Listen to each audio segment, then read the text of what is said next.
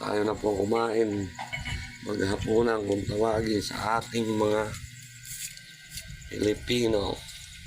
Ayan po, ang ating ulam ay meron po tayong adobong sitaw at saka brown na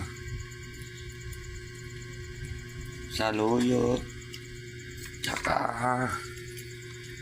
kabuti po. Ayan po, kabuti, saluyot, tsaka may kasamang okra, dinengdeng kung tawagin. Salamat po at isang magandang hapon po. Pagsalo-saluhan po natin ang nasa ating hapagkainan kung tawagin. Bagamat wala po kaming lamesa, dito lang po kami sa baba kumakain. Ayan po, sige po at tayo po maghapunan na sa araw na ito o hapon na ito.